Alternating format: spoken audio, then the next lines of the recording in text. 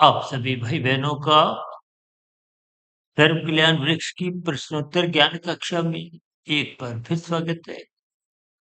आज की चर्चा में किसी भाई बंधु ने एक प्रश्न जो कि एक शब्द के ऊपर कुछ पूछने का अनुरोध रखा है और वो शब्द है धर्म दर्शन। यूं तो देखिए ये धर्म दर्शन शब्द मैंने अपने एक नए चैनल आपका आध्यात्मिक मित्र जिसको हम देखिए ट्विटर पे और इंस्टाग्राम पे या और कुछ संक्षेप की जो एक स्थितियां हैं शॉर्ट्स को हो उनके लिए, ताकि एक साधारण मनुष्य को अपने धर्म का कहो, अपने कर्तव्यों का बोध हो, कर्मफल सिद्धांत की स्थितियों का क्रमबद्ध ज्ञान समझ में आए, प्रकृति के तमोगुण रजोगुण सतोगुण की स्थितियों का, आपके मेरे तीन शरीर स्थूल शरीर सूक्ष्म शरीर कारण शरीर इनका बोध हो। आत्मा परमात्मा तो देखिए चेतन सत्ताएं हैं। आत्मा ज्ञान स्वरूप है, परमात्मा अनंत स्वरूप सत्ता है। इन सभी स्थितियों को ही हम देखिए कर्मबद्ध ज्ञान पूर्वक तर्क पूर्वक इनका प्रतिदिन कहीं ना कहीं किसी न किसी कक्षा में कुछ ना कुछ विश्लेषण तर्क पूर्वक करने का एक प्रयास करते हैं, ताकि इस प्रयास में मेरा स्वयं का ज्ञान भी परिपक्व बना रहे, ज्ञान में स्थिति मजबूत हो, ब्रह्म मुहूर्त में उठने की जो एक स्थितियां हैं उसका सदुपयोग, और आप भाई बहनों का जहां जहां मन की कुछ कमजोरियां हो, भ्रम की स्थितियां हो, शंकाएं हो, अंधविश्वास की स्थितियां हो, उन भाई बहनों को भी इन सभी ज्ञान कक्षाओं का लाभ मिले।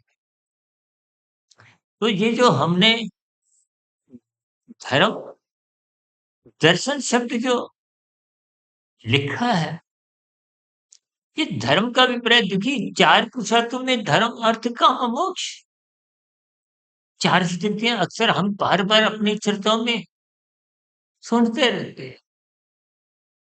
हम धर्म को बार बार एक विशेष स्थिति से, क्योंकि आज देखिए कलयुग की स्थितियां हैं, धर्म के ऊपर चर्चाएं तो बहुत होती है, लेकिन धर्म का जो एक वास्तविक यथार्थ अर्थ, उस अर्थ को आप ज्ञान पूर्वक तर्क पूर्वक समझ नहीं पा रहे।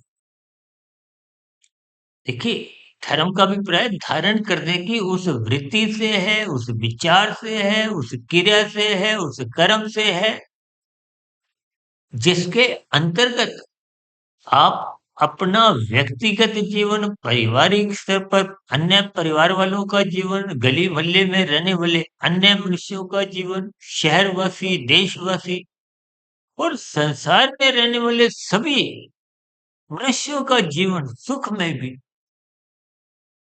समाज में सभी मनुष्यों के मध्य एक सद्भावना की स्थितियां हो, सहयोग की स्थितियां हो, सहानुभूति की स्थितियां हो, जो आज इस संसार में झूठ छल कपट ठगी हेरा फेरी अनीतिगत कार्य, आजकल तो डिजिटल एक विभिन्न प्रकार के अपराध होने आरंभ हो, और कहीं कहीं तो देखिए डिजिटल अरेस्ट जैसी स्थितियां भी सुनने में आती। ये सभी स्थितियां आपका धर्म कमजोर करती है। ये धर्म कमजोर तभी होता है जब अर्थ और काम, देखिए चार पुरुषार्थों में धर्म अर्थ काम मोक्ष, धर्म का अभिप्राय सत्वगुण से है, अर्थ का अभिप्राय पदार्थों से है, धन से है। देखिए धन द्वारा आप पदार्थ ही खरीद सकते हो, सुख सुविधा के साधन ही खरीद सकते हो, और काम का अभिप्राय आपकी बड़ी भोग इच्छाओं से है कि हमारे स्थूल शरीर की पांच ज्ञानेंद्रिय हैं, आंख नाक जिह्वा त्वचा का, इन पांच ज्ञानेंद्रियों द्वारा आप पांच भोग विषयों का सुख भोगते हो, गंध रस रूप स्पर्श शब्द का, तो हमारा शरीर माता के गर्भ में जो निर्माण प्रक्रिया 9 माह 9 दिन की पूर्ण होती है, उसके पीछे का कारण भी देखिए, ये सूक्ष्म भूत है। शास्त्रों में इसको तन्मात्रा कहा गया। सूक्ष्म भूत, भोग कहो, कहीं भी स्थितियाँ।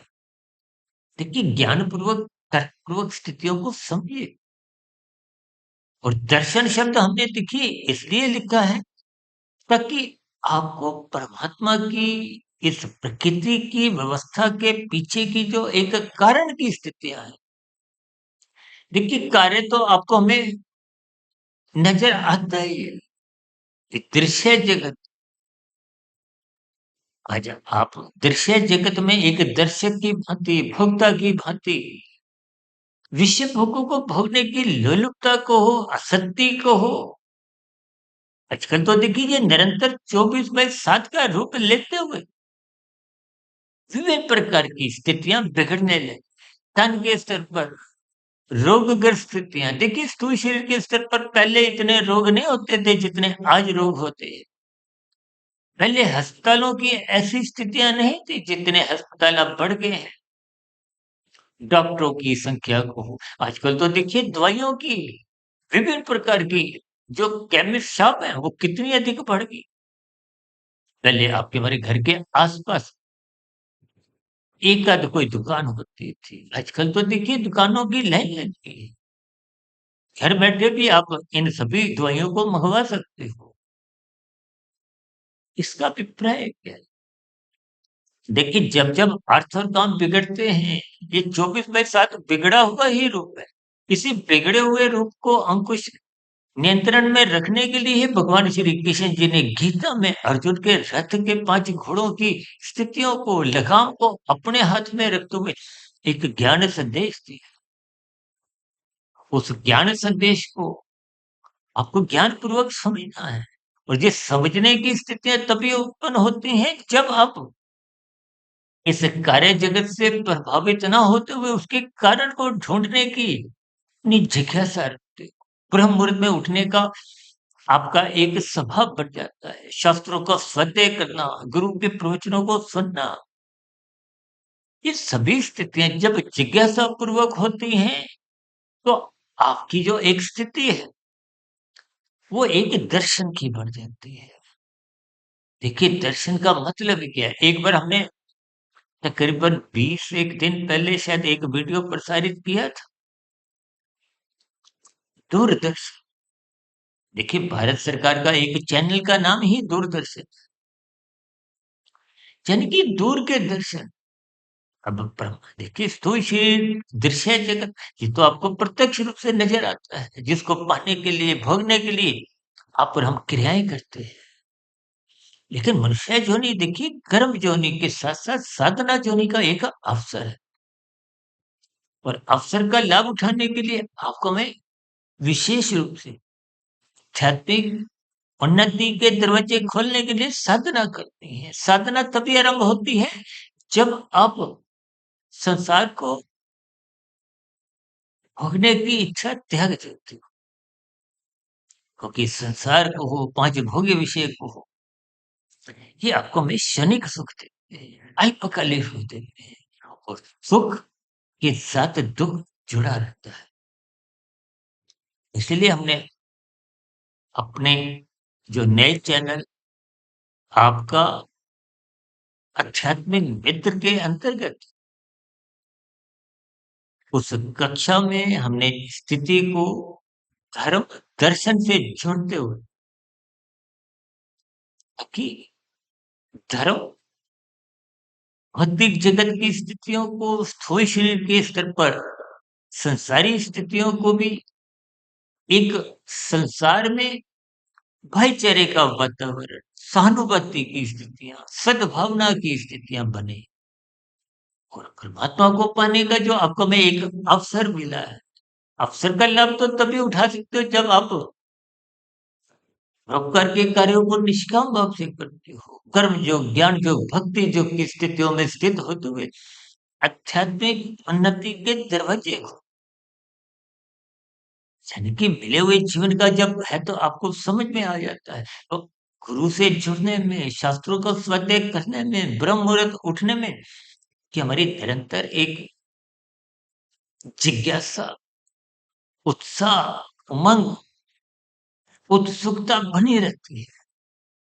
इसीलिए मैं वो धर्म के साथ दर्शन शब्द को जोड़ते हुए धर्म दर्शन शब्द इसीलिए लिखा ताकि आप भाई बहनों के मन बुद्धि के स्तर पर भी ऐसी सात्विक स्थितियां बने कि मिला हुआ जीवन सफल हो, सार्थक हो। इन्हीं शुभकामनाओं के साथ चर्चा विशेष को यहीं विश्राम देते हैं। कल सुबह ब्रह्म मुहूर्त ज्ञान उपदेश कक्षा में फिर मुलाकात करेंगे। तब तक आप अपने आध्यात्मिक मित्र सुधीर भाटिया फकीर को इजाजत दें। फिर भी आपके मन में कोई नया प्रश्न उठ रहा हो, कोई के मन में किसी प्रकार का कोई शिकायत आपत्ति की स्थितियां हो, कोई आपके मन में सुझाव हो, हमारे इन 4 आध्यात्मिक चैनलों के प्रति इन सभी स्थितियों का की प्रतिक्रियाओं का नीचे दिए गए कमेंट्स पर सदा ही स्वागत। चर्चा विशेष को ध्यानपूर्वक, धैर्यपूर्वक और गंभीरतापूर्वक सुनने के लिए भी भाई बहनों का बहुत बहुत धन्यवाद।